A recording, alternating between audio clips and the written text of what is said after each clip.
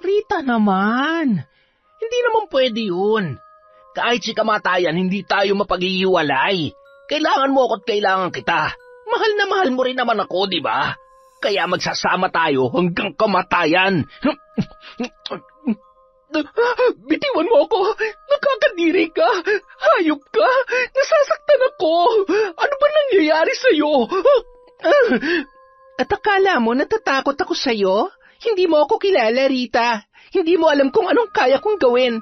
Alam mo bang ngayon din ay kaya kong patigilin yung paghinga mo? Pwede ko ring hilahin yung dila mo o paluwain yung mga mata mo. Kaya wag mo akong tinatakot dahil sinasabi ko sa'yo, baka pagsisihan mo. Gusto ko ring malaman mo na lahat ng kamalasang nangyayari sa buhay mo ay bahagi lamang ng paniningil ko dahil sa ginawa mo sa tatay ko. Hayop ka! Ang sama-sama mo! Demonyo ka! Sa dilim ng kagubatan, sa ilalim ng malamlam na buwan, sinusumpa kita, Rita. Ito na ang nakatakdang panahon ng nakamamatay na pagdurusa. Sa bawat patak ng aking galit, isinusumpa kong ang iyong katawan ay magiging bilangguan ng iyong kasalanan. Ngayon, mararamdaman mo ang sumpang walang lunas hanggang sa ikaw ay maagnas. Ang iyong mga mata, luluwa mula sa iyong bungo. Ang iyong dila, huhugutin ang sarili mong mga kamay. At ang iyong leg, lalaslasin ang iyong sariling kuko. Lasapin mo ang sakit sa bawat kagat mo sa sarili mong laman. Maliligo ka sa sarili mong dugo hanggang sa tuluyan ka ng mamatay. Taon 2013, Iloilo. Isang hapon, sa sabungan na pagmamay-ari ng kilalang matandang mayaman na si Joaquin, nagkakagulo ang mga tao. May kanya-kanyang bitbit mula sa sabungan, mababakas sa muka ng mga nanalo sa pustahan ang kasiyahan at pagkadismaya naman sa hindi pinalad na manalo. Kung may mangilan-ngilang sabungero na umaalis na, ay may patuloy pa rin sa pagpusta para sa huling laban sa hapon na yon.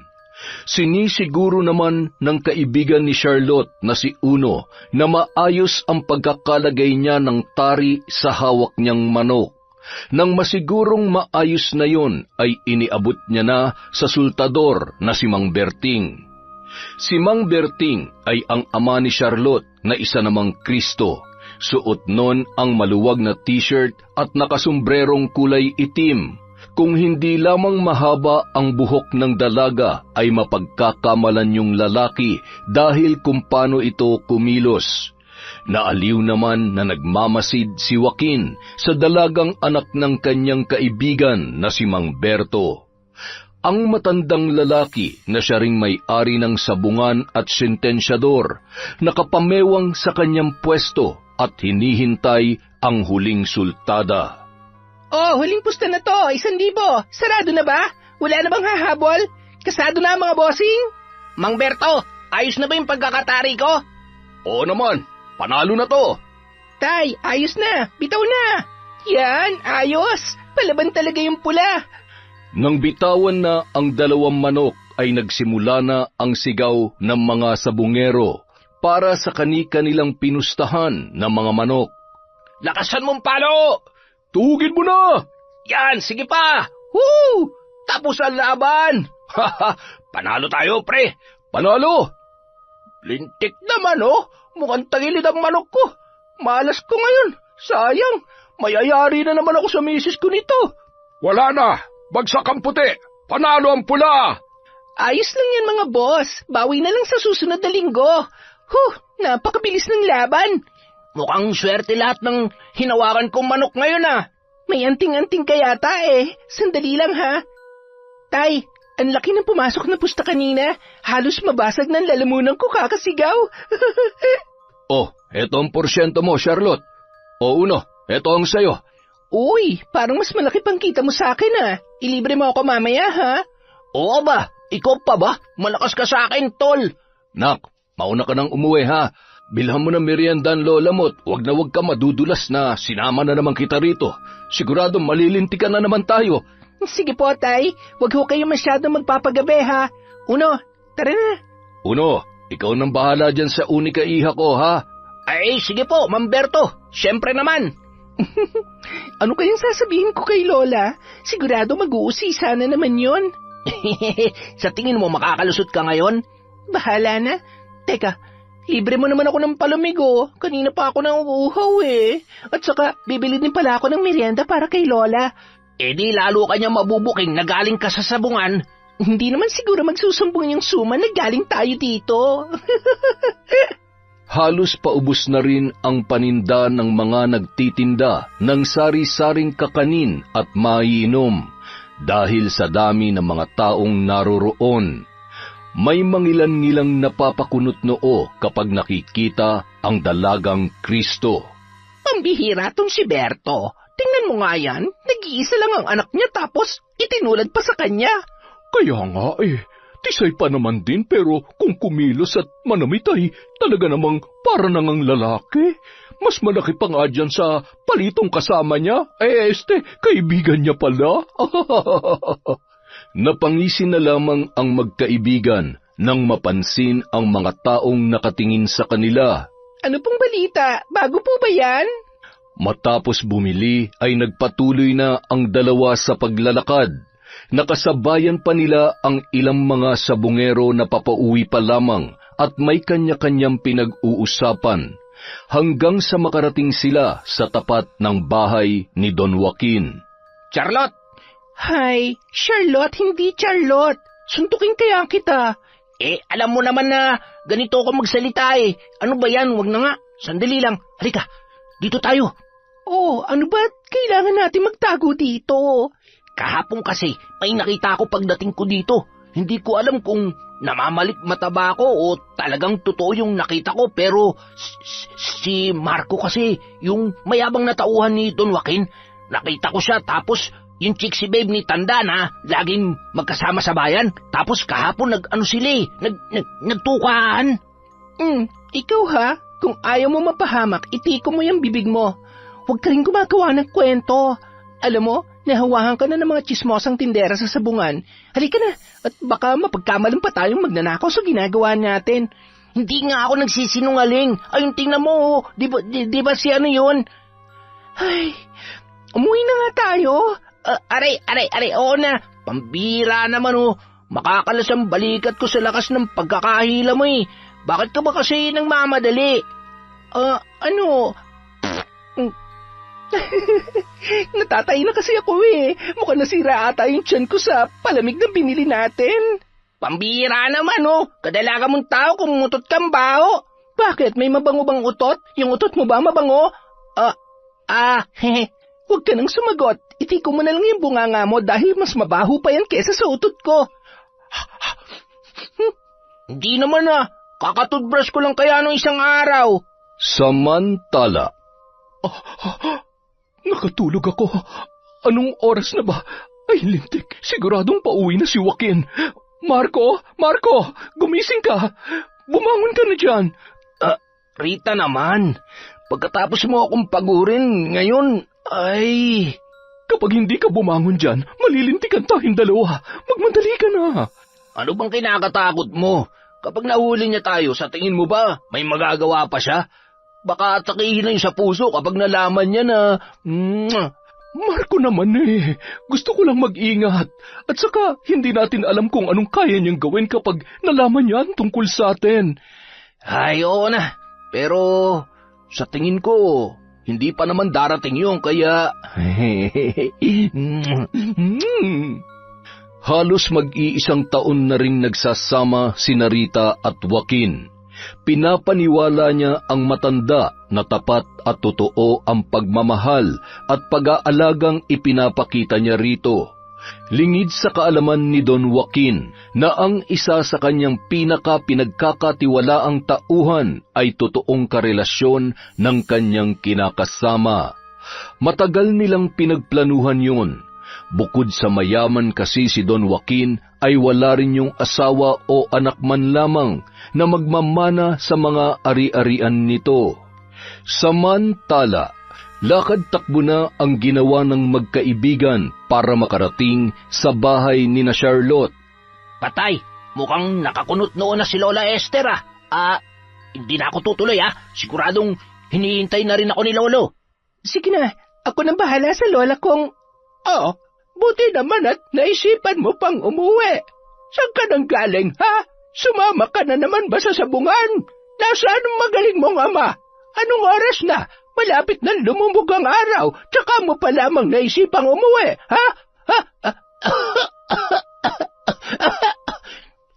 ayan kasi, inubutuloy kayo. Huwag na po kayong magalit. Bumili lang naman po ako ng merienda. Lola, tingnan niyo po ito, Hindi po ba? Paborito niyo tong suman? Hindi mo ako madadaan sa pasuhol-suhol mo. Ano ka, gobyerno? Aray! Ay, teka! Ano nangyayari sa'yo? Bakit? Lola, sandali lang po. Hindi ko na po talaga kayang pigilan to. Taing-taing na po talaga ako, Lola. Teka lang po, Ay, Diyos ko! Hindi ko na alam kung paano ko babaliin yung mga kalokohang ipinamana sa iyo ng tatay mo.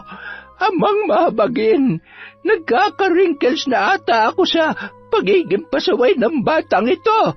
Bilisan mo dyan at mag-uusap pa tayo. Ay, Lola talaga, dito na lang kaya ako matulog sa banyo. Mukhang non-stop na naman ang bunganga niya. Tay, uwi ka na. Kailangan kong tulong niyo. Wala na bang mas masungit pa sa lola ko? Ay, ang sakit talaga ng tiyan ko. Grabe. Saan kaya nanggaling yung tubig na ginamit sa palamig? Samantala, idinaan naman ni Mang Berto si Don Joaquin sa bahay nito sakay ng isang tricycle. Inalalayan pa noon ang paika-ikang matandang lalaki na nakatungkod sabay iniabot ang bayad sa driver ng tricycle. Mula nang magbinata si Mang Berto ay talagang malapit na siya kay Don Joaquin. Nabuo ang pagkakaibigan nila dahil sa pareho nilang hilig sa pagsasabong. Siya rin ang katiwala sa sakahan at nyugan na pagmamay-ari ng matanda. Maging ang lupa na kinatatayuan ng kanilang bahay ay pagmamay-ari din ni Don Joaquin. Kaya ganoon na lamang ang pagmamalasakit niya para sa matanda. Tumuloy ka muna, Berto. Magkwentuhan muna tayo. Dito ka na lang maghapunan. Siguradong nagluto si Rita. Ay, buti na lamang naisipan ko pa mag-asawa dahil kung nagkataon ay walang mag-aalaga sa akin. Hindi naman ako may pagluluto ng mga alaga kong manok. Sa edad niyo pong yan, dapat lang talaga na may kasama at may nag-aalaga na sa inyo. Pero huwag naman sana yung iniiputan kayo sa ulo. Ay, kawawang matanda. Alam mo, Berto, maswerte ka dahil may anak ka. Siguradong may mag-aalaga sa'yo kapag mahina ka na rin katulad ko. Oo, tama ho kayo. Pero may mga pagkakataon ho na hinahanap-hanap ko pa rin ang pag-aalaga ng misis ko. Ay, ilang taon na rin ang nakalipas pero hindi po pala madali. Mula nung mawala siya, ewan ko ba, ang dami na nagbago lalo na sa anak naming si Charlotte. Ipinagbukas ni Mang Berto si Don Joaquin ng gate na naglikha naman ng malakas na ingay. Napabalikwas naman sa higaan si Marco at Rita nang marinig yun, na sinabayan pa ng malakas na kahol ng mga aso. Magbihis ka na, bilisan mo, doon ka na sa kusina dumaan. Sabi ko naman kasi sa'yo, tumakbo ka na. Pwede ba huwag mo nga ako sinisisi? Bye! Mwah! Bukas ulit Oo na, sige na, umalis ka na. Bahagyang ipinuyod ni Rita ang kanyang buhok at nagmamadaling inayos ang higaan sa kanilang kwarto. Sweetheart, nandito na ako. Nandyan na, sweetheart. Sandali lang. Maupo ka muna, Berto. Habang nakaupo sa sala ang dalawa, ay siya namang labas ni Rita mula sa kwarto. Sweetheart, kumusta? Napagod ka ba? May kasama ka pala. Sandali lang at magtitimpla lang ako ng maiinom ninyo. Bakit parang pawis na pawis at pagod na pagod ka yata? Naglinis kasi ako sa kwarto natin at saka ewan ko ba, maalinsangan ng panahon at Pawisin naman talaga ako, hindi ba? Ay, siya, huwag ka masyado nagpapakapagod. Ay, bukas mo na ituloy ang paglilinis. Salamat, sweetheart. O siya, maiwan ko muna kayo. Napakunot noon naman si Mang Berto nang makita ang kakaibang ikinikilos ng babae. Halata kasing kinakabahan at may kung anong sinusulyapan yon sa may labas ng bintana na hindi naman niya makita mula sa kanyang kinauupuan. Habang nasa kusina si Rita at nagbibihis naman si Don Joaquin, nakaramdam ng alinsangan si Berto kaya tumungo muna siya sa may balkonahe. Napangisi siya nang makita ang lalaki na hindi pa tuluyang nakakalabas ng tarangkahan. Marco, nagmamadali ka yata. Saan ka pupunta? Ay, buwisit. Kahit kailan napaka-epal talaga ng hinayupak na to. Napadaan lang. Pupunta lang ako sa Manukan. Nandyan na ba si boss? Oo, kararating lang namin. Papunta ka pa lang sa Manukan, pero yung pawis mo, daig pang tandang na natalo sa sabong Baliktad pa nga yata yung damit mo Ang dami mo naman napapansin, Mang Berto. Nagmamadali kasi akong umalis sa bahay, kaya... Berto, halika na. Oh, Marco, nandito ka pala. Sisilipin ko lang ho yung Manukan natin, boss. Babalik na lang ho ako mamaya. Siya, sige. Salamat. Napakasipag din nitong si Marco. Halika na sa kusina, Berto, at doon tayo magkwentuhan habang nagluluto si Rita ng hapunan. Ngumiti sabay sumunod si Berto sa matanda na noon ay nagtataka pa rin sa ikinikilos ni Marco. Lalo lamang nadagdagan ang paghihinala niya na totoo nga ang naririnig niyang usap-usapan tungkol sa relasyon nito kay Rita. Dahil sa hindi matapos-tapos na kwento ng matandang lalaki ay inabot na ng gabi bago pa tuluyang nakapagpaalam si Mang Berto. Pag-uwi niya sa bahay, kasalukuyan namang nagluluto ng hapunan si Aling Esther. Hindi pa rin natatapos yon sa pagsasalita at pagpapangaral sa kanyang apo na si Charlotte na noon ay nakakailang balik na sa banyo. Ay, yan nga kasi ang sinasabi ko. Kung pumirmi ka lamang dito sa bahay, hindi sana masisira yan tiyan mo. Oh, nandito ka na pala, Berto. Buti naman at naisipan mo pang umuwi. Tingnan mo yung anak mo. Namimilipit sa sakit ng tiyan. Hindi ba't binalaan na kita? Talaga namang hinayaan mo na maging Kristo na sabungan ang anak mo. Kaya wala man lamang interes na bumalik pa sa pag-aaral dahil sa kalokohan mo. Nay, minsan lang naman yan. Parang hindi nyo namang kilala yung apo nyo. Ilang beses ko na rin kinumbinsi na bumalik sa pag-aaral yan, kaya lang ay ayaw niya talaga Huwag na lang natin pilitin. Masaya naman siya sa ginagawa niya. Masaya? Babae ang anak mo, hindi lalaki. Ay, kung nabubuhay lamang ang asawa mo, siguradong hindi papayag yun sa mga pinaggagawa ninyo. Ay, nako. Lola naman, ang sakit-sakit na nga ng tiyan ko, nagagalit ka pa. Alam ko naman pong babae ako, pero kaya ko naman pong makipagsabayan sa mga kayang gawin ng mga lalaki, lalo na ni tatay. Gusto ko maging katulad ni Don Joaquin. Balang araw, ako naman ang uupo doon sa may trono niya bilang isang mayaman na sentensyador. Aray ko, ayan na naman. At talagang nangangatwirang ka pa. Huwag kang iiyak-iyak dyan at pag-uuntugin ko kayong magtatay. Kung kinakailangan na ikulong kita dito sa bahay ay gagawin ko. At ikaw, Berto, kasalanan mo ito. Sinasabi ko sa'yo. Ay, nako. Nay, huwag na kayong magalit. Hayaan nyo't hindi ko na siya ulit isasama sa sabungan. Nak, ayos ka lang ba? Kaya pa? Opo, kaya ko pa naman.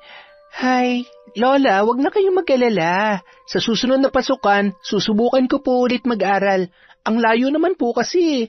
Ayaw ko pong malayo sa inyo ni tatay. Hay, mas mabuti pa maghanap na lang po ako ng maayos-ayos na trabaho at hindi ko na kailangan mag-aral pa. Ang hirap-hirap naman po kasi ang daming ginagawa at dagdag gastos pa. Hindi ko naman po maintindihan. Inaantok lang po ako at ayaw ko po talagang magsuot ng palda. Ay, at bakit? baka nakakalimutan mo na babae ka. Bakit ba pinipilit mong gayahin ang forma ng tatay mo? Ay, Sus Mariosep Charlotte, kapag nakita pa kita nagsuot ng damit panlalaki, ay talaga namang pagtatatapong ko na yung mga yan. Hindi mo man lamang ginagamit ang mga binili kong bestida sa bayan. Hindi mo man lamang namana ang ganda kong magdala ng damit noong kabataan ko. Ay, tama na yan, Nay. Mukhang masarap yung niluto nyo, Nay, may itatanong po pala ako sa inyo. Hindi po ba't kasamahan nyo sa simbahan yung nanay ni Rita? Rita? Yung kinakasama ni Don Joaquin? Opo, siya nga po. Ba't kilala ko, ngunit hindi ako masyadong naglalalapit doon. Alam mo namang may taglay na kaanuhan si Cynthia. Cynthia po, Nay. Taglay na ano po ba? May taglay na kakatihan sa katawan. Kaya ang hula ko'y tama ang chismis na ginagamit lamang niyang si Rita ang yaman ni Don Joaquin. Ay nako, sinong maniniwala na sa dami ng mga naging karelasyon noon ay talaga namang magtsatsaga siya sa matanda. Halos kaidarang ko na matandang yon at sari-sari na rin ang sakit. Ay, yan nga rin ho ang iniisip ko. Kawawa naman. Ay, pero wala namang sikreto na hindi nabubunyag kaya siguradong malalaman niya rin ang katotohanan. Masyadong mabait si Don Joaquin para lokohin lang ni Rita at ng Marco na yun. Ay, basta, huwag ka na makialam sa usaping yan. Mahirap makisawsaw at baka ikapahamak mo pa at tupagin mo na lang ang trabaho mo at yung anak mo. Ay, bahala na. Sa kabilang banda, habang mahimbing na natutulog si Don Joaquin, sunod-sunod na mensahe naman ang natatanggap ni Rita mula sa kanyang ina. Katulad ng dati ay nanghihingi na naman yon ng sustento.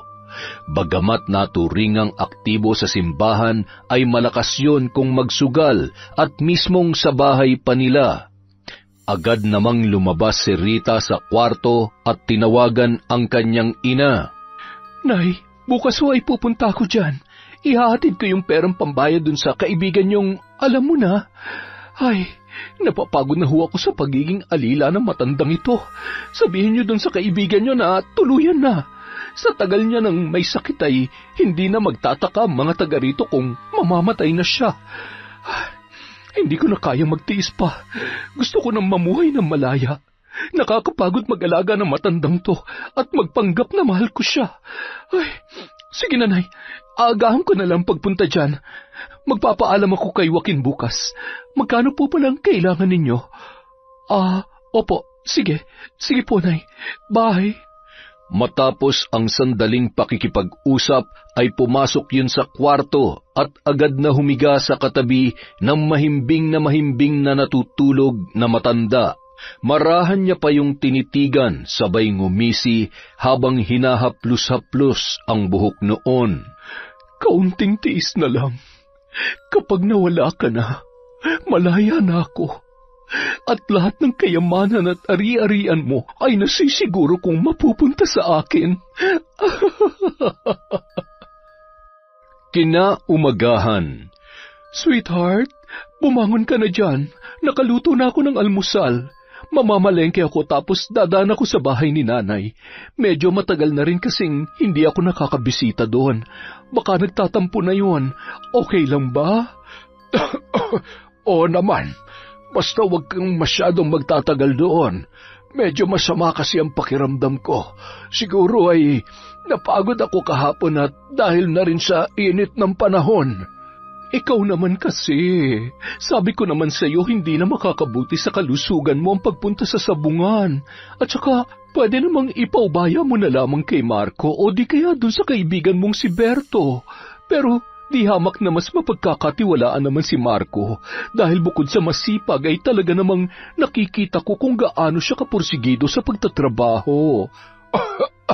Parte na ng buhay ko ang sabungan kaya hanggat kaya ko pa ay... O siya, ikaw ang bahala. Basta ngayon kailangan mo na mag-almusal muna, ha? Pagkatapos ay magpainit ka sa labas para hindi na lumalay ang ubo mo. Ibinili din kita ng gamot.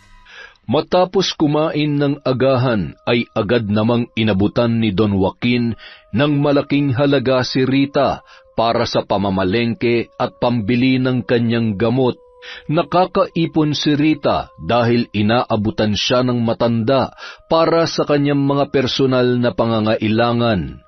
At dahil nakikita ni Don Joaquin ang sakripisyo ng kanyang kinakasama sa pag-aalaga sa kanya, ni minsan hindi sumagi sa isip nito na may masamang plano ang babae o di kaya naman ay maniwala sa sinasabi ng ilan sa mga kaibigan niya na pineperahan lamang siya ni Rita. Sa katunayan, madalas niyang ipinagtatanggol ang babae na siya ring dahilan kung bakit mas pinili niya na lamang iwasan ang kanyang mga kaibigan na naging tutol sa kanyang naging pasya. Kinagabihan, sunod-sunod ang pag-ubo at pagdaing ni Don Joaquin sa kanyang kwarto habang nagluluto ng hapunan si Rita at pasimpleng kausap sa text si Marco. Nagkukunwaring abala at hindi naririnig ang pagdaing ng matanda. Rita! Bigyan mo ako ng tubig! Hindi ko may galaw ang paa at ang likod ko. Aray ko! Ano ba ang nangyayari sa akin? Rita! Ay nako, maghintay ka. Sigurado kung may epekto na ang pambabarang sa kanya. Ay, sa wakas ay matatapos na rin ang araw-araw na pagtitiis at kalbaryo ko sa pag-aalaga at pagpapanggap na maging butihing may bahay. Iyo, ay, mapuntahan nga muna at baka makahalata na. Humarap muna siya sa salamin bago tuluyang tumungo sa kwarto ng matanda na animoy nag-aalala. Sweetheart, ay Diyos ko, anong nangyayari sa'yo? Anong gagawin ko? Dalhin mo ako sa ospital. Hindi ko na kaya. Sandali lamang, sweetheart. Hihingi lamang ako ng tulong. Tatawagan ko na lamang muna si Marco.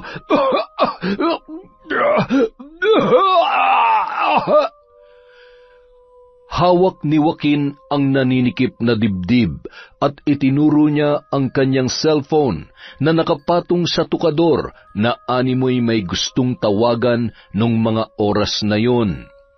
Hindi naman na pinansin pa ni Rita ang nais ipahiwatig ng matanda. Tumungo yun sa kusina at nagmamadaling tinawagan si Marco. Marco, pumunta ka dito, dali. Bilisan mo. Kailangan nating dalhin sa ospital si Tanda. Mamamatay na yata. Oh, bakit? Ano na naman ang ginawa mo? Nilason mo na ba? Baka naman nag-iinarte lang yan. Basta, pumunta ka na rito ngayon din. Ay, sige na, pupunta na. Matapos makausap si Marco, nagmamadali yung bumalik sa kwarto para ihanda ang mga gamit na dadalhin nila sa ospital. Sandali lang, sweetheart, ha? Paparating na si Marco. Dadalhin ka namin sa ospital. Lakasan mo ang loob mo at huwag mo akong iiwan, ha? Huwag ka mag-alala. Gagaling ako at magsasama pa tayo ng matagal. Nang gabi ring yun, isinugod nila si Don Joaquin sa ospital. Pagdating sa naturang ospital ay bigla namang umayos ang pakiramdam ng matanda. Makalipas ang 3 araw ay pinalabas din yon ng doktor matapos lumabas ang maayos na resulta ng mga pagsusuri na isinagawa para sa kanya. Ngunit ilang oras lamang matapos makalabas kung ano-ano na naman ang idinadaing na sakit noon, bigla na lamang namaga ang buong katawan at nagsisimula ng magkaroon ng malalaking pigsa sa iba't ibang parte ng katawan ng matandang lalaki. Nang malaman ni Berto ang tungkol sa kalagayan ni Don Joaquin, ay agad niya yung pinuntahan sa bahay nito. 6:00 ng umaga pa lamang kaya nagulat siya nang madatnan si Marco at si Rita sa balkonahe na wari masayang-masaya pang nagkakape at nagkukwentuhan. Magandang araw, Rita. Gusto ko sana makita at kumastahin ang kalagayan ni Don Joaquin. Tinawagan niya kasi ako kahapon at... Bakit? Marunong ka na rin ba manggamot ngayon, Mamberto? Pwede ba? Huwag kang sumasabat. Hindi naman ikaw ang kinakausap ko eh. Siya nagpapunta sa akin dito kaya wala kang karapatang questionin yon. Ikaw, hindi ba dapat nasa manukan ka na? Tuloy ka na sa loob, Mamberto. Nasa kwarto siya, natutulog pa rin yata. Pinapunta ko na si Marco dahil paliliguan namin siya mamaya. Hindi ko naman kasi siya kayang akayin na mag-isa papunta sa banyo. Medyo lumalala rin ang kondisyon niya. Anong sabi ng doktor? Ano raw ba talaga ang sakit niya? Ay, yan nga ang pinoproblema ko eh. Dahil hindi naman matukoy ng mga doktor ang sakit niya. Maayos naman ang resulta ng huli ko siyang pinatingnan.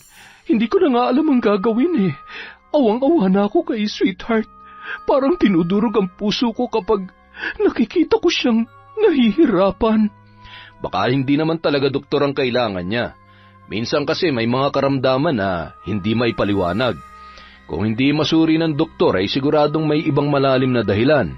Baka... Ay, Mamberto, tinatakot mo lang lalo si Rita eh.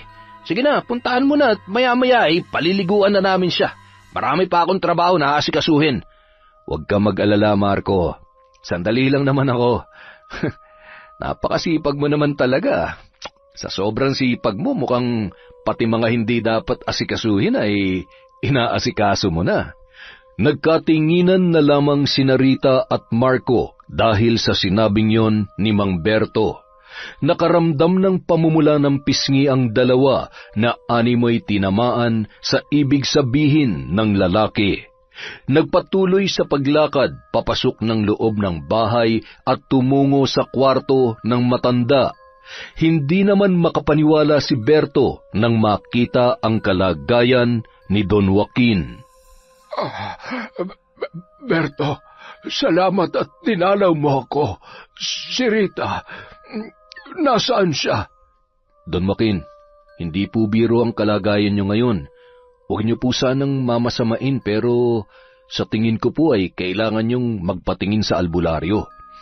Ilang beses ko na rin sinabi yan kay Rita dahil pakiramdam ko ay pinaglalaruan ako ng kung anong masamang nilalang.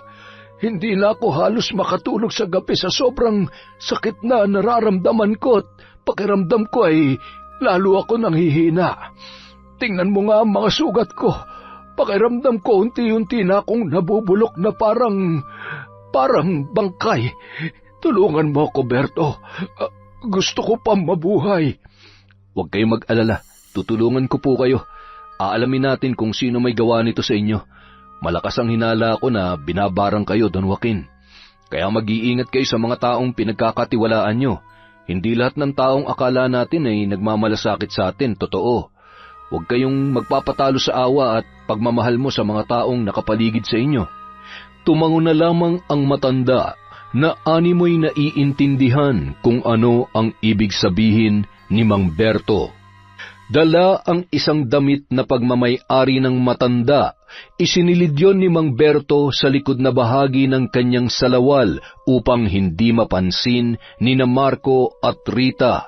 Nang matapos ng magkausap ang dalawa ay agad na rin yung nagpaalam sa kanyang kaibigan.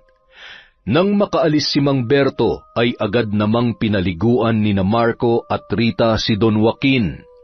Halos masuka ang dalawa sa lansa at labis na pandidiri sa nagnanaknak na mga sugat nito.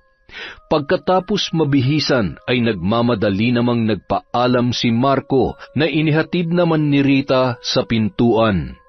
Pasimple pa nung hinagkan si Rita at niyakap ng mahigpit. Ilang araw na ring napapansin ni Don Joaquin ang mga kakaibang ikinikilos ni Rita at Marco. Gayon din ang mga tinginan nito. Bagay na ikinabahala ng matanda at nagpalakas ng kutob niya tungkol sa totoong motibo sa kanya ng kanyang kinakasama. Agad niyang tinawag si Rita na noon naman ay gulat na gulat at naitulak si Marco. Nagmamadali namang pumasok sa kwarto ang babae, bit-bit ang walis tambo. Sweetheart, may kailangan ka ba? Wala naman. nakaalis na ba si Marco? Oo, kanina pa. Nagugutom ka ba? Ay, hindi pa naman. Umupo ka muna rito sa tabi ko. May sasabihin lamang ako sa'yo. Sige. Ano yun?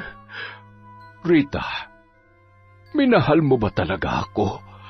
Sweetheart naman, sa tingin mo ba sa loob ng ilang buwan na nating pagsasama ay hindi kita minahal? Kulang pa ba ang pag-aalaga ko sa iyo para pagdudahan ng pagmamahal ko? Kung mahal mo ako, handa ka bang pakasal sa akin sa kabila ng aking kalagayan? Ha? Sweetheart, sa ngayon ang isipin muna natin ay kung paano ka mapapagaling. Pero kung talagang gusto mo akong pakasalan, bakit naman hindi? Kung yan ang tanging paraan para mapatunayan ko sa iyo na mahal kita, sige, magpakasal tayo. Kapag pinakasalan mo ko, lahat-lahat na meron kay siguradong mapupunta na sa akin. Hindi na ako makapaghintay pa, mahal ko. Kapag nalaman ko na may kinalaman ka sa lahat na nangyayari sa akin, pagsisisihan mo ito. Pagbabayarin kita, Rita. Magbabayad ka. Kayo ng lalaki mo. Nang makarating si Mang Berto sa kanilang bahay, ay mababakas ang lungkot sa mukha nito. Tay, okay lang po ba kayo? Ay, oo nga naman. Ano ba't parang pasan mo ang buong daigdig sa problema mo? May nangyari po bang masama kay Don Joaquin? Kumusta po siya? Sa totoo lang ay malubha ang kalagayan niya. Hindi pangkaraniwang sakit ang dumapo sa kanya. Sa tingin ko ay binabarang po siya, Nay. Kung makikita niyo lamang ang kalagayan niya, ay talaga namang mahahabag kayo at... Ay, naku. Binabarang? Napakabuting tao ni Don Joaquin. Matulungin at wala naman tayong kakilala na nakaalitan niya. Sino naman ang walang pusong gagawa noon sa kanya? Yun nga din po ang iniisip ko at gusto kong malaman. Kailangan natin malaman kung sino nagtatangka sa buhay niya. Nay, ano bang klaseng tingin yan? Umayos ka, Berto. Huwag mo sabihin na... Nay, sige na. Kung mapapagaling niyo siya, hindi lamang buhay niya maililigtas natin. Malakas kasi ang kutob ko na posible pong... Ay, huwag ka muna mambibintang. Kailangan muna natin makasiguro. Pero paano ko siya gagamutin? Kung totoo ang hinala mo na si Rita ang siya may kagagawan, hindi niya yun hahayaang maggamot ng kahit sinong albularyo. Kailangan nating makakuha ng... Ayan, Nanay. Sinabi ko rin kay Don Joaquin na tutulungan natin siya, kaya... O siya, sige na. Ako na ang bahala. Ikaw naman, Charlotte, samahan mo ako mamaya na manguha ng mga dahon na kakailanganin natin sa ritual. Sige po, Lola. Lola, turuan mo po kaya ako manggamot at mambarang para naman po kapag wala na kayo ay ako na manggagamot sa mga taga rito. At saka para maturuan ko rin ng leksyon ng may masasamang loob katulad na lamang nung nambabarang kay Don Joaquin. Ayan, dumali ka na naman. Akala mo maganyan lamang kasimple ang gusto mo mangyari? Hindi madali ang pagiging albularyo at aralin ang aklat ng karunungan. Magbubukas ang iyong mga mata at isipan sa kasamaan at paggamit ng kapangyarihan. Kapag natutunan mo ito, marami itong kapalit, Apo. Maraming pwede mangyari na hindi mo inaasahan. Hanggang sa tuluyan ka na maging bihag ng hindi pangkaraniwang kapangyarihan. Isang malaking responsibilidad at sinusumpaan ang kaakibat ng bawat taong nagtatangan ng kakaibang kaalaman. Ay, kaya ko po yan, Lola. Isa pa, wala namang imposible kung gugustuhin ko. Alam niyo po, palagi ko ring napapaniginipan na magiging magaling daw akong albularyo at marami akong matutulungang tao. Tsaka, Lola? Lola, nasan na yun? Nilayasan ka na ng lola mo. Kinakausap mo kasi kung saan ka naman nakatingin. Ay, si Lola talaga. Ano tay, sa tingin mo, kaya ko rin yung mga ginagawa ni Lola, no? Oo naman, anak. Ikaw pa ba? Anak kita at alam ko kung gaano ka kahusay. At isa pa, Hindi ka naman matitiis ng lola mo. Salamat, Tay. The best ka talaga. Lahat para sa iyo, anak. Basta huwag kang mapapahamak. Kung saan ka masaya, susuportahan kita. Siya nga pala, huwag ka na munang sasama sa sabungan, ha? May punto naman ang lola mo. At saka, pinag-uusapan na ako ng mga... Yung mga pangit na tindera sa sabungan, Tay. Narinig ko nga rin po yun. Huwag kayong mag-alala. Patutunayan ko sa kanila na nagkamali sila ng iniisip tungkol sa akin.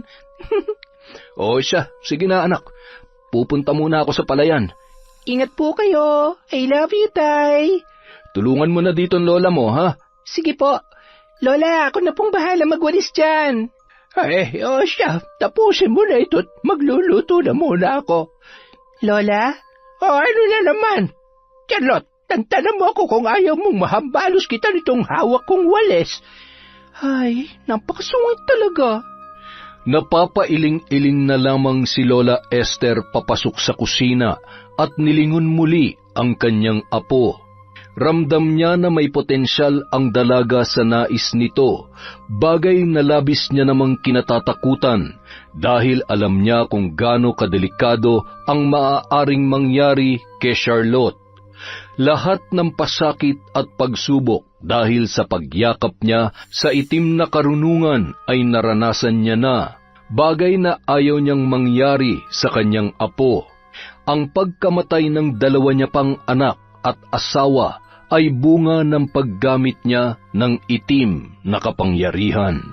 Hindi ko maaatim na pagdaanan mo ang lahat ng pasakit na dinanas ko, Apo, dahil sa kagustuhan kong gumanti sa mga naging babae ng lolo mo.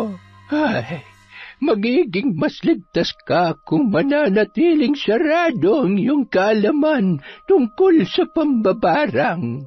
Bandang 5:00 ng hapon ay papauwi na sa bahay ang maglola. Dala ang iba't ibang dahon na kinuha nila mula sa kinatatayuan ng luma nilang bahay. Marami kasing tanim na iba't ibang halaman na karaniwang ginagamit ni Lola Esther sa panggagamot noong aktibo pa yon bilang albularyo sa baryong yon. Lola, hugasan ko pa po ba tong luyang itim at lubigan? May sinabi ba ako na pakialaman mo mga yan? Wala po, pero gusto ko lamang pong makatulong sa inyo. Tsaka, pwede po ba akong manood habang... Hindi! Pumunta ka muna doon sa kaibigan mong si Uno. Babalik ka lamang kapag sinundo na kita. Naiintindihan mo? Kapag ako natutong mambarang, kayong una kong paparangin eh. May sinasabi ka ba? Wala po. Ang daya niyo naman, Lola eh.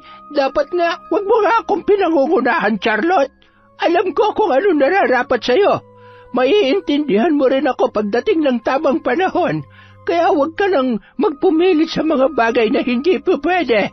Hindi lang naman pwede kasi ayaw nyo. Isa pa, Charlotte. Paduduguin ko talaga yung uso mo.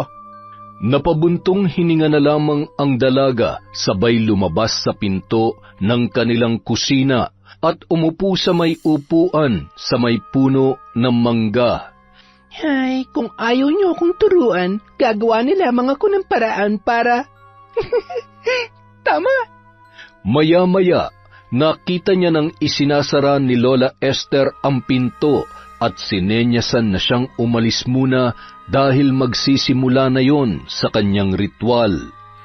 Matapos kumuha ng tuyong bunot ng nyog at nilagyan yon ng ilang pirasong uling, sabay sinindihan yon at nilagay ang dinikdik na itim na luya, tagpipitong dahon ng madre de cacao at atis. Nagpakulo din yon ng tubig at nilagyan ng dahon ng pandan at anonas. Babanlawan niya roon ang damit ng matanda matapos niyang isagawa ang kanyang ritual. Agad niyang tinungo ang kanyang kwarto at kinuha ang kanyang libreto. Pinagpag niya pa yon sabay binuksan ang isang kwadradong kahon na naglalaman ng mga gamit niya sa panggagamot at ang isa namang sisidlan na kulay itim ay naglalaman ng mga kagamitan sa pambabarang. Ibinuka niya sabay inilapag sa sahig ang kulay puting damit ni Don Joaquin na may mga bahid pa ng dugo at nana.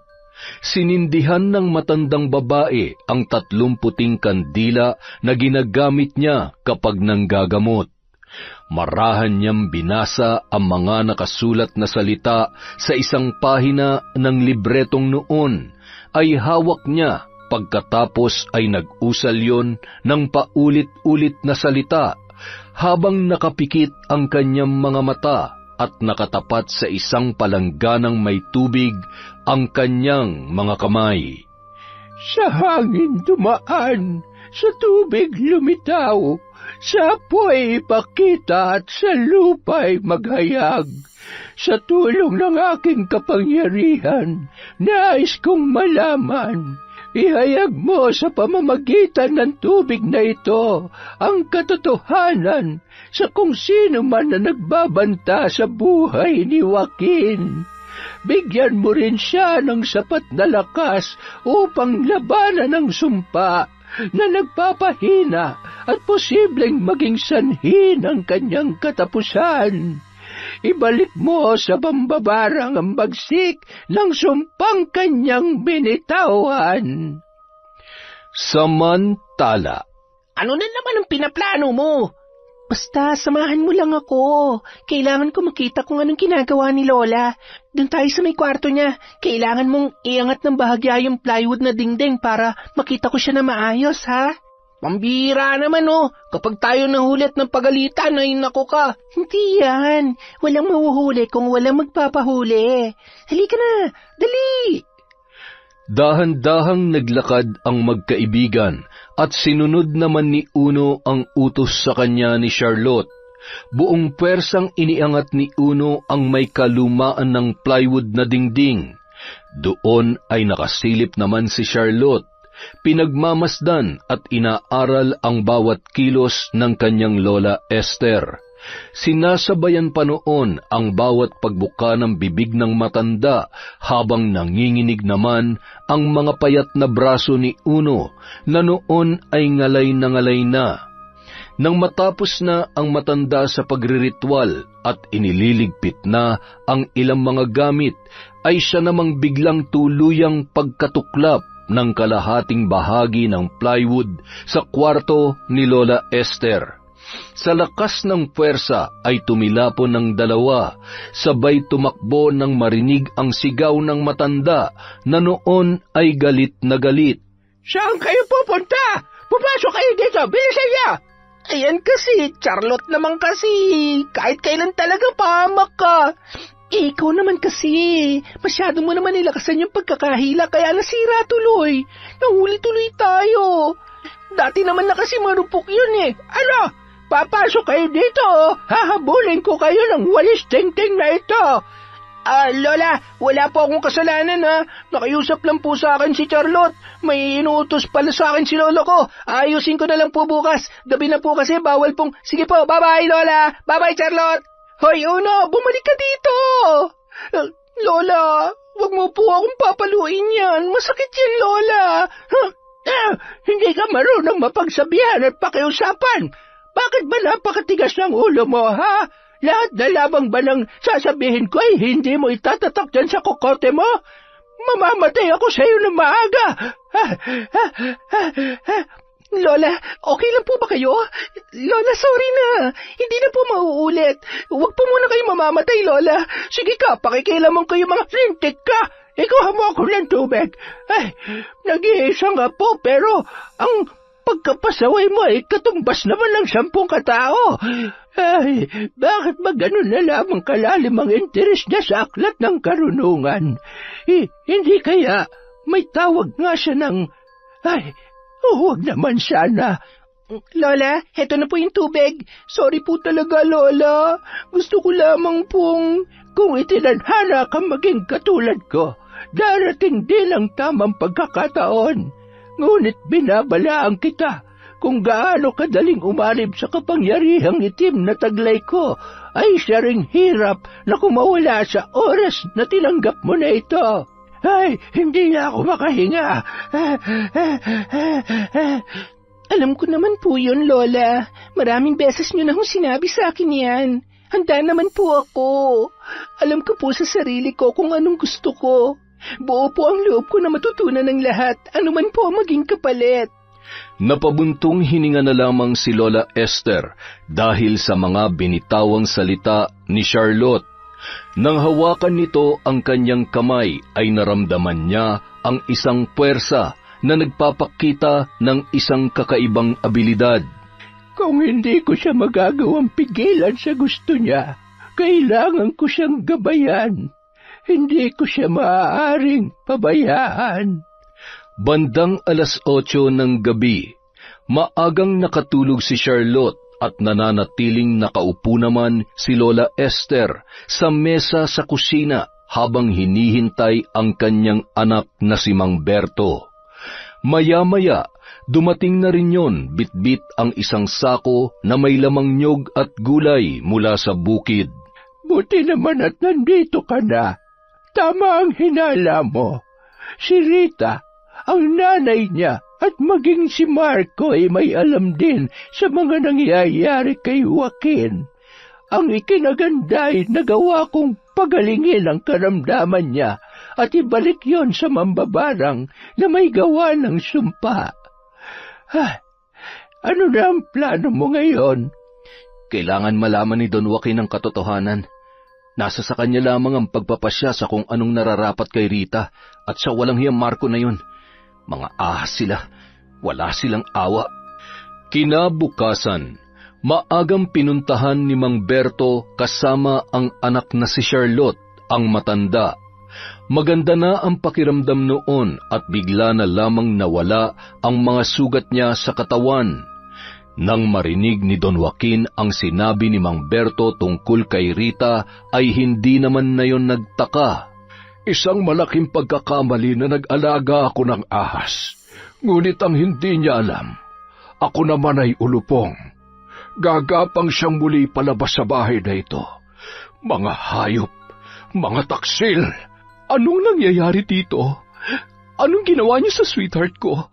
Bakit siya nagagalit? Ay, wag ka nga. Wala kaming ginagawa ni tatay. Baka ikaw. Hala ka, umamin ka na kasi... Ano bang pinagsasasabi mo? Babaeng amoy suka? Hoy, ganito lang ako manamit pero hindi hamak na mas maganda at mabango ko sa'yo. Ikaw na umalingaso ang buong pagkatao sa kasamaan. Akma sanang sasampalin ni Rita si Charlotte nang biglang bumangon si Don Joaquin at kinaladkad si Rita palabas ng bahay. Lumayas ka rito at wag ka nang babalik pa. Alam ko na ang kahayupan at kataksilang ginagawa mo sa akin. Pasalamat ka't may natitira pa akong awa sa'yo dahil kung hindi baka napatay na kita. Bitiwan niyo siya. Ano ba nangyayari? At paanong magaling na kayo? Nasaan yung mga... Hindi ka makapaniwala na sa isang iglap ay magaling na ako, no? Hindi pa hihintulutan ng Diyos na magtagumpay ang mga demonyong katulad ninyo. Pagkatapos ng lahat ng kabutihan ko sa inyo, nagawa niyo pa akong pagtaksilan. Mga hayop! Wag na kayong aapak pang muli sa lupain ko kung ayaw niyong pasabugin ko yung bungo niyo. Magsama kayo, mga taksil! Sweetheart, maawa ka. Wala akong ginagawang masama. Nagsisinungaling lang sila para magkasira tayo. Mga hayop kayo, may araw din kayo sa akin. Joaquin! Rita, halika na! Bitiwan mo ako. Ano ba? Joaquin, nakikiusap ako. Makinig ka naman sa akin. Joaquin! Wala nang nagawa pa si Rita, lalo na nang makita niya ang galit sa mga mata ng matanda.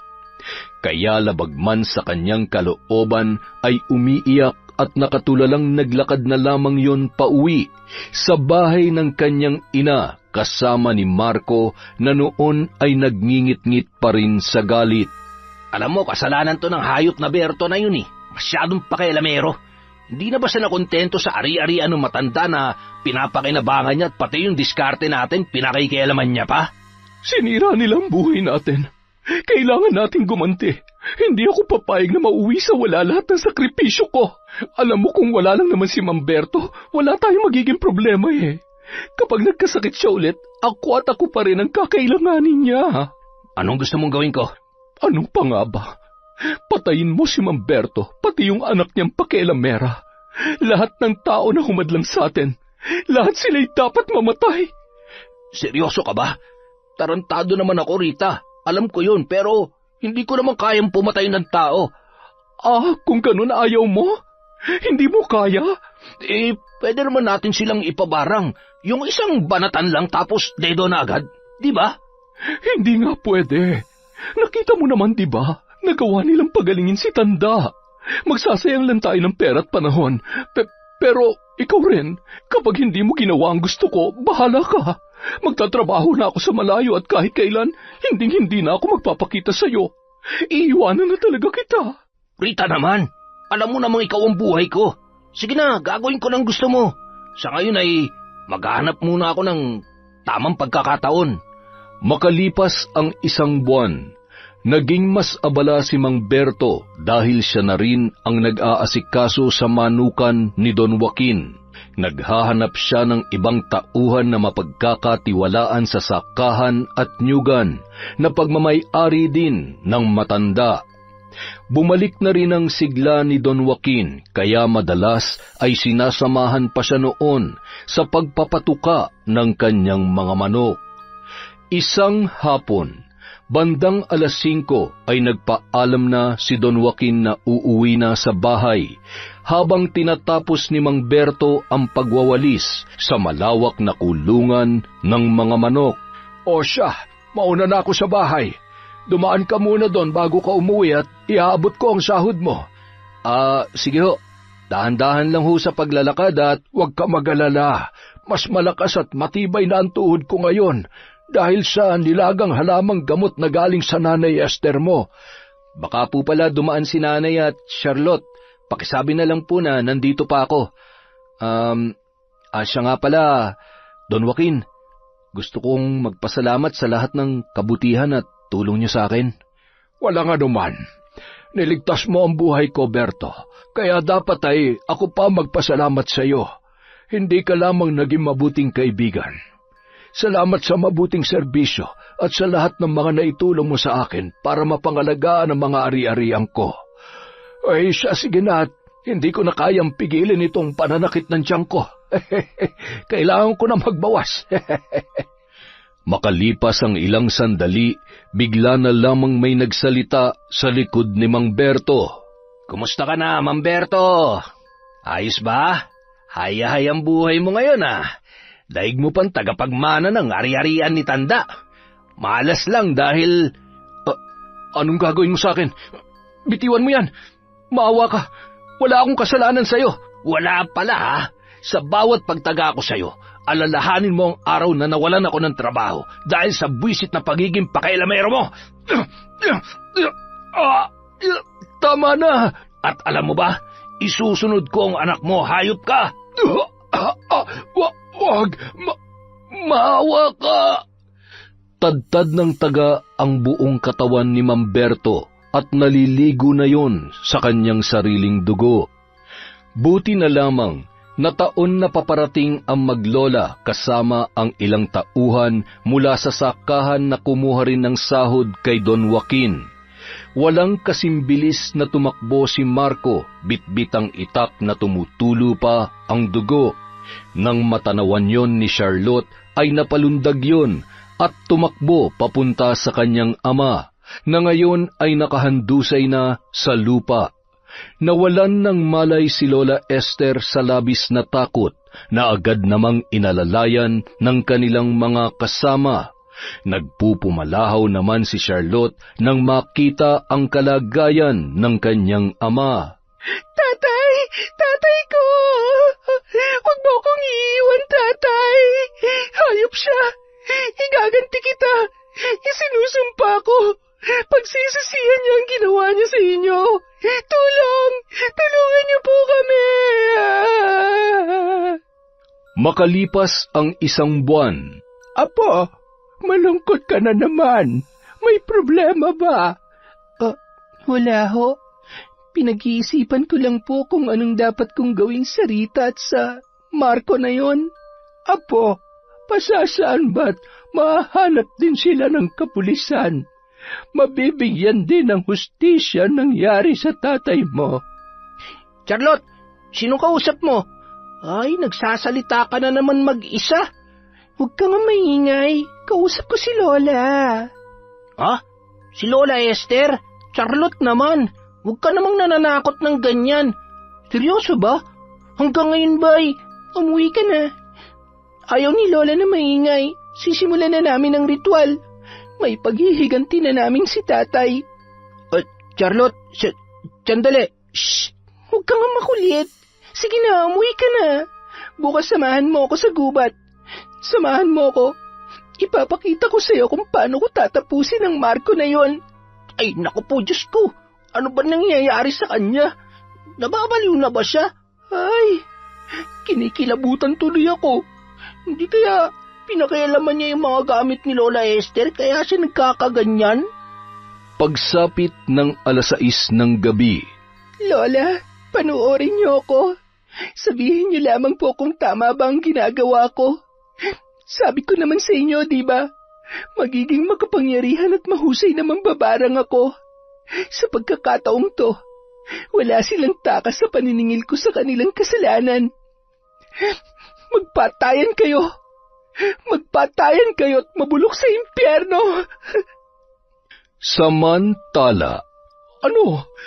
Ganito na lamang ba talaga tayo? Hanggang kailan tayo magtatago? Wala na tayong makain. Kasalanan mo to eh. Hindi ka kasi nag-iingat. Napakagarapal mo. Pwede ba? Huwag mo nga akong sisihin. Unang-una, ikaw nagplano ng lahat ng to. Sinunod ko lang naman lahat ng gusto mo Alam mo, para hindi na tayo magsisihan, mas mabuti pang mamatay na lang din tayong dalawa. Hindi na nila tayo mahahanap at hindi na tayo makukulong pa. Eto, ang itak na to ang susi sa lahat ng problema natin. Tingnan mo nga itong katawan ko. Sa tingin mo, gugustuhin ko pa mabuhay? Daig ko pa nagnas na patay. Pinagpipiestahan ng langaw. Nababaliw ka na ba? Ayaw ko pa mamatay. Kung gusto mong mamatay, magpakamatay ka mag-isa mo. Total hirap na hirap ka naman na dyan sa sarili mo. Wala ka talagang silbi kahit kailan. Magpakamatay ka na. Akala mo pipigilan kita? Asa ka? Rita naman, hindi naman pwede yun. Kahit si kamatayan, hindi tayo mapaghihiwalay. Kailangan mo ko at kailangan kita. Mahal na mahal mo rin naman ako, di ba? Kaya magsasama tayo hanggang kamatayan. Bitiwan mo nga ako. Nakakadiri ka. Hayop ka. Nasasaktan ako. Ano ba nangyayari sa'yo?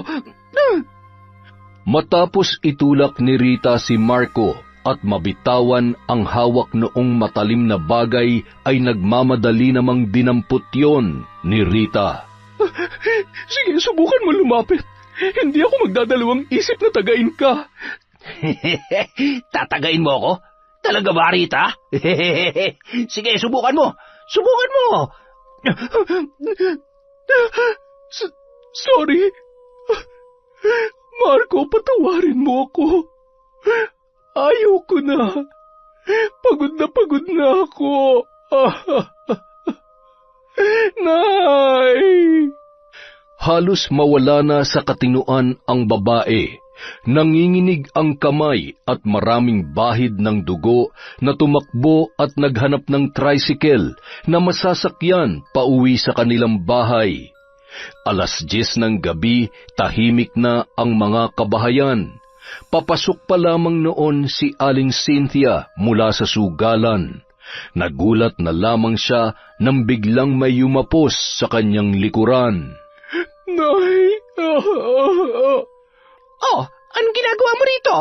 Umalis ka na ngayon din. Idadamay mo pa talaga ako sa kalokohan mo? Ayaw ko makulong. Isa pa, wala akong anak na kriminal. Umalis ka na! Pero, Nay, wala na akong mapupuntahan. Nay, parang awa niyo na.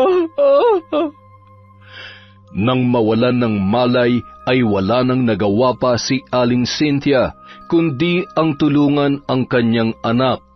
May ilang mga residente ang nakasaksi at agad namang ipinaalam sa pulisya ng barangay ang nangyari, dahilan para tuluyan ng maikulong si Rita. Halos hindi makalabas ng bahay si Aling Cynthia dala ng kahihiyan. Grabe, no? Naturingan na alagad ng simbahan pero may anak na demonyo? Isang kriminal at manang-mana sa kalandian ng kanyang ina. Ay nako, alam mo, hindi mauuwi sa ganyan si Rita kung hindi rin dahil sa pagiging ambisyosa ng ina. Kawawa naman, mabubulok na sa kulungan yun. Siya rin palang pumatay dun sa kasintahan niyang sinto-sinto at tumaga kay Berto. Karma na nila yun. Buti nga sa kanila. Siya nga pala, Mare. Balita ko, bagong sahod ka sa co-op. Baka naman pwedeng makahiram kahit 500. Pahiram? 500 lang? Hindi mo ba nabalitaan?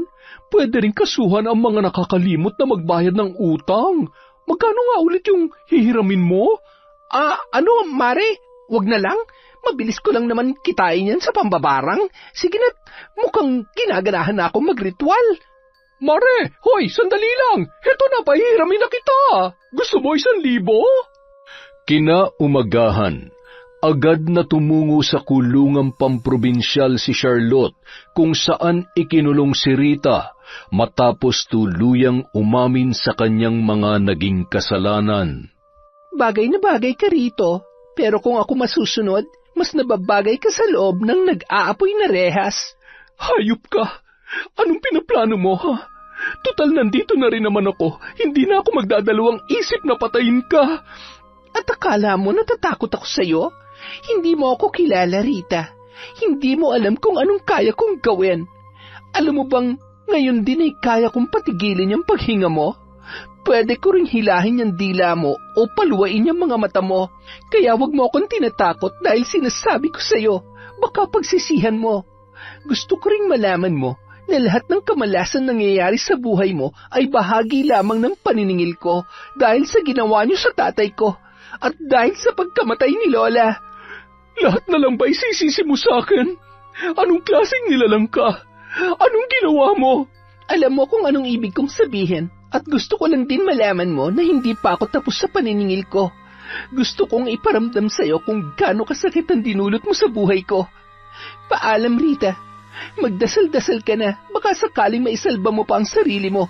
O pwede namang wag na, dahil marami ng masasama sa mundo. Malaking kabawasan kung mawawala ka. Hayop ka! Ang sama-sama mo! Demonyo ka! Parang ikaw din naman. Bye! Baka may gusto kang ihabilin sa pinakamamahal mong ina.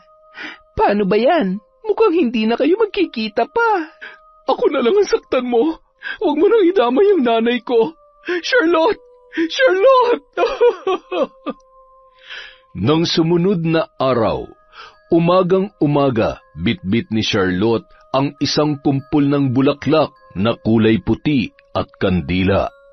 Tao po! Tao po! Ay, walang tao. Sige na nga, iiwanan ko na lang to dito. Maya-maya, mula sa di kalayuan, nakatanaw si Charlotte habang pinapanood ang noon ay takot na si Aling Cynthia na dinadampot ang bulaklak at kandila.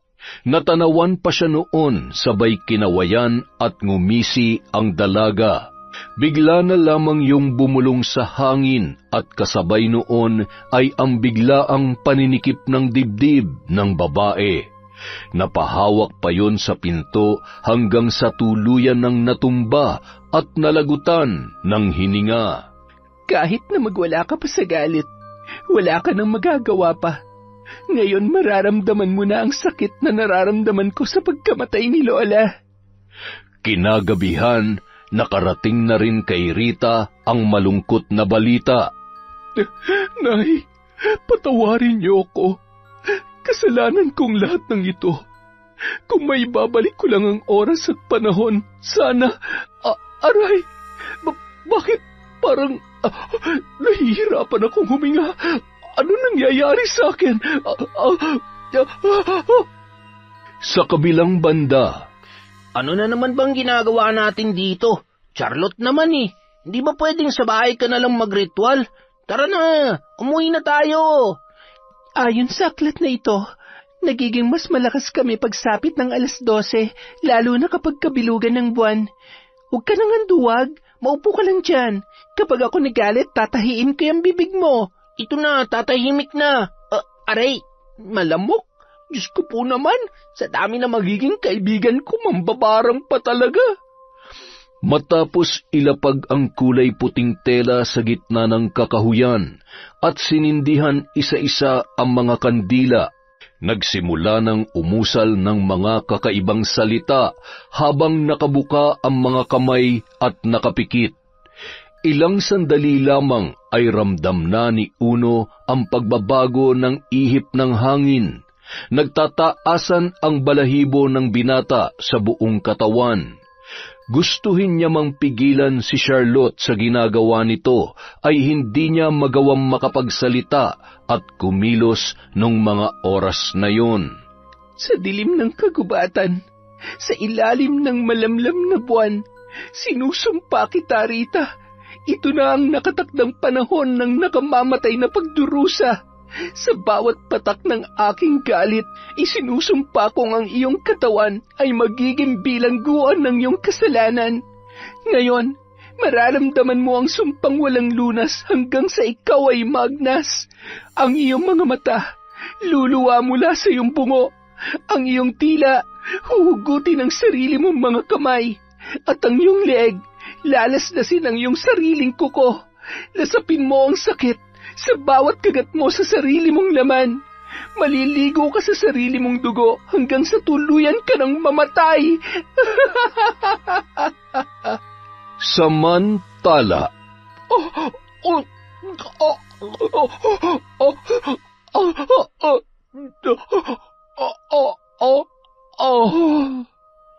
Grabe! Anak ng putya naman! Mukhang may tama nga sa utak ang babaeng yan para gawin niya yan sa sarili niya. Ay nako, patay na yata. Kadiri! Hoy! Tingnan niyo nga to! hindi makapaniwala ang mga kasamahan sa selda na wala man lamang nagawa para pigilan si Rita sa pagpatay sa kanyang sarili. Nung mga oras na yon ay isa-isa na ring pinatay ni Charlotte ang mga kandila at niligpit ang kanyang mga gamit sabay isinilid sa isang kahon. Anong nang gagawin mo dyan? Kailangan ko na tong ibaon. Tapos na, Uno. Nagawa ko na ang mission ko. Alam ko na nabahira na ng kasamaan ng kamay ko at ang buong pagkatao ko, ngunit hindi ko pinagsisisihan ng lahat ng ginawa ko. Susubukan kong gamitin sa tama ang kaalaman ko. Iluwaman ako ng langit pagdating ng araw. Gusto ko na kapag nawala ako sa mundong ito ay maalala ko ng mga tao na mabuti ang aking ginawa. Ano mang kasalanan na nagawa mo, mapapatawad ka pa rin ng Diyos. Basta handa ka magbalik loob sa Kanya. Gaano ka man naging masama, kapag lumapit ka sa Kanya, yayakapin ka pa rin niya. Charlotte, sabi ni Don Joaquin, gumaganda na ang lagay ng tatay mo. Naniniwala ako na magkakasama pa kayo ng matagal. Sana nga, Uno. Miss na miss ko na si tatay. Siguradong malulungkot siya kapag nalaman niya na wala na si Lola. Sana magising na siya. Pagod na ako mag-isa, Uno. Masaya naman kami dati, pero hanggang ngayon, hindi ko pa rin maintindihan kung bakit kailangan mangyari ang lahat.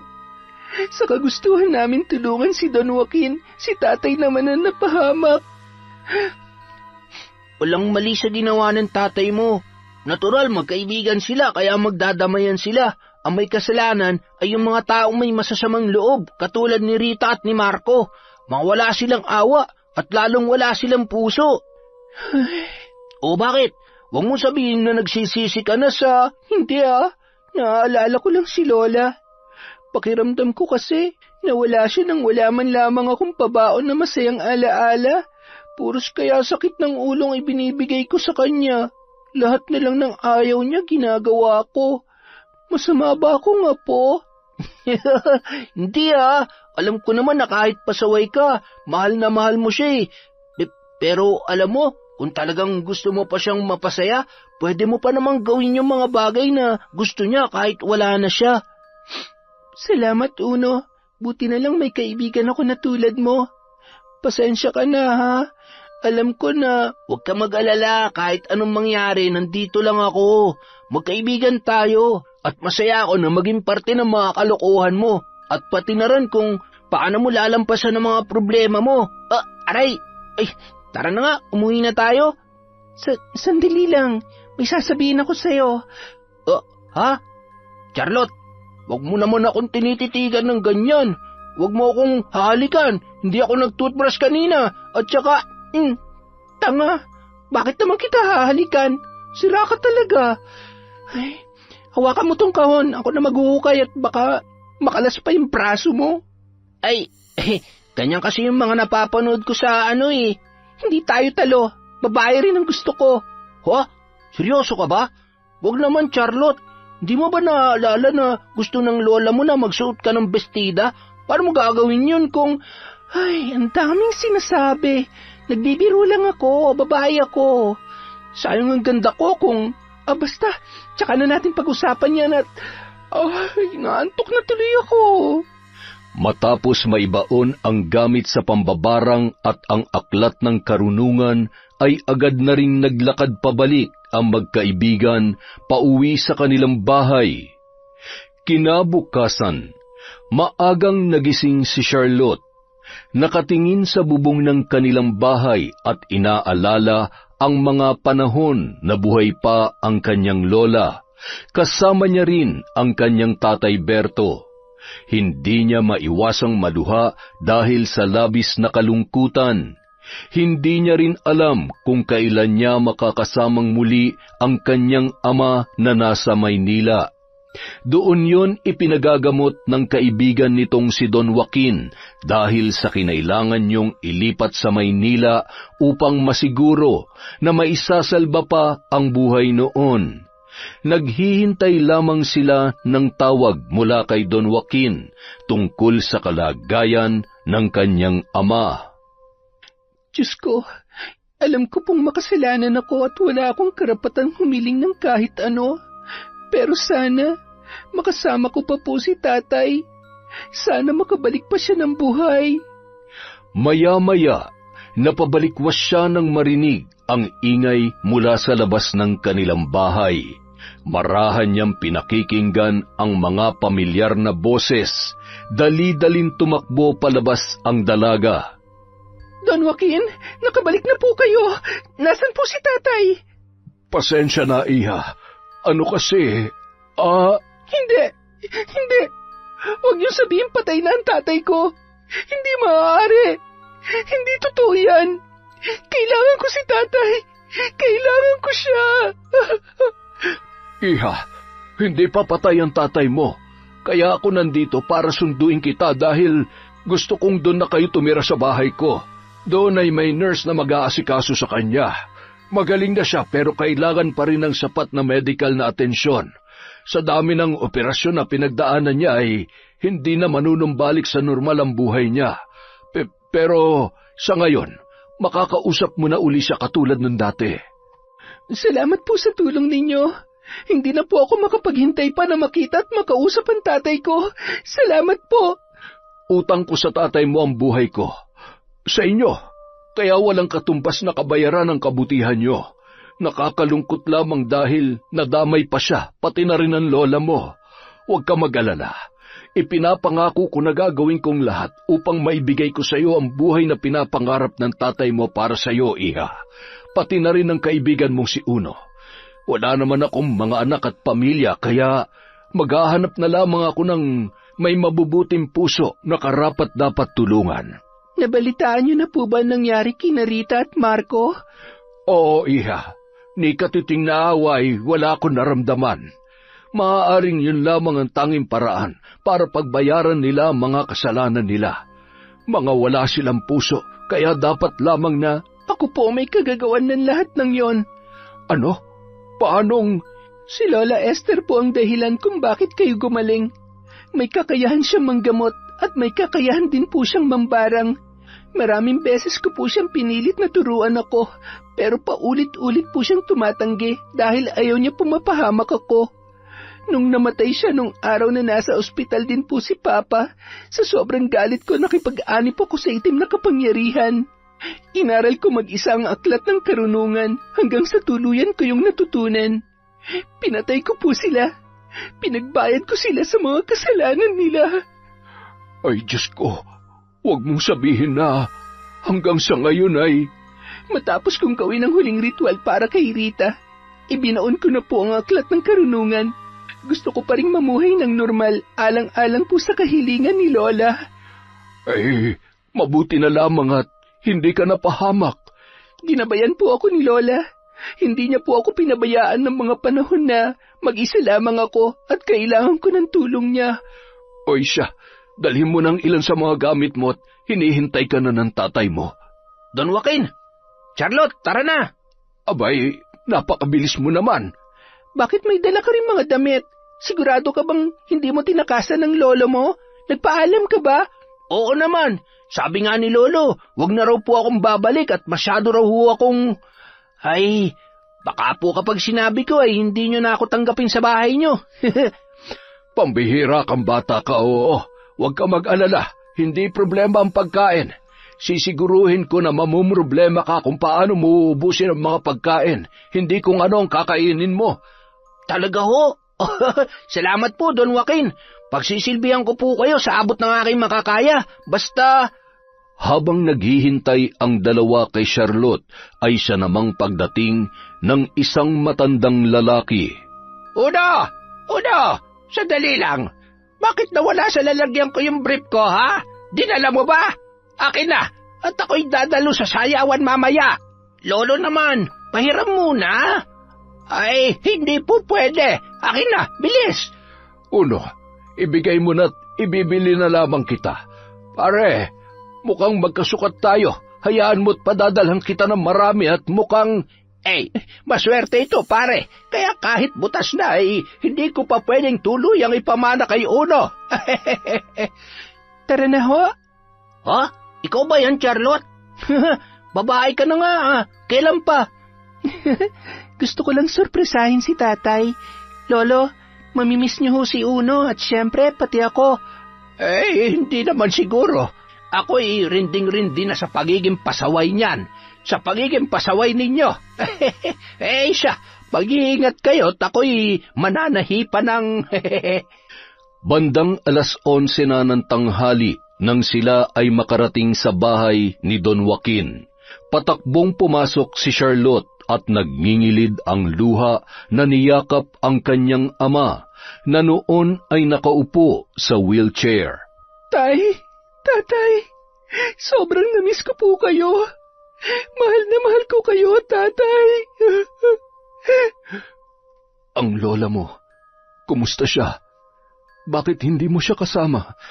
Tatay, wala na po si Lola. Iniwan niya na tayo. Namatay siya nung araw na walang awa kayong pinagtataga ng Marco na yon. Sabay kayong dinala sa ospital, pero hindi niya na po kinaya, tay. Wala na po si Lola. Wala na siya. Huwag niyo po akong iiwan, tay. Ayaw ko na po ulit mapag-isa. Patawad, anak ko. Alam ko na hindi naging madali sa'yo. Pangako, nandito na ulit si tatay. Magkakasama pa tayo ng matagal. Mahal na mahal kita, anak. Ay, teka, ikaw nga ba si Charlotte? Ikaw nga bang anak ko? Bakit? Humberto, mukhang babae na po yung anak ninyo ngayon. Pwede po bang ligawan? Aba, kung kaya mo ay bakit hindi? Kung mahal mo pang buhay mo, huwag na lang. Hindi mo ako kaya, Uno. Kaya mula ngayon, hanggang tumanda tayo, tropa tayo. Tropa lang, ha? Sabi ko nga, huwag kang makulit.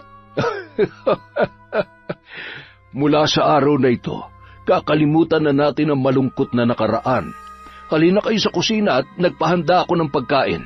Kailangan nating ipagdiwang ang espesyal na araw na ito para sa mas masaya at mas mapayapang pagsasama bilang isang pamilya. Maraming salamat po, Don Joaquin. Habang buhay ko pong ipagpapasalamat sa inyo na ibinalik niyo sa akin ng buhay ang tatay ko. Huwag po kayong mag-alala. Mula sa araw na ito, 2 na po kayong aalagaan at mamahalin ko bilang tatay. Tara na, Uno. Tulungan mo akong alagaan sila, ha? Oo naman, pero sa ngayon, pwede bang kumain muna tayo? Gutom na talaga ako, Uy, ang daming pagkain, parang pesta. Yon! Isa na namang malupit na kwento mula sa kwentong Enteng. Marami pong salamat. Sa susunod na po ang ating shoutout. Again, thank you po ulit mula sa kwentong Enteng.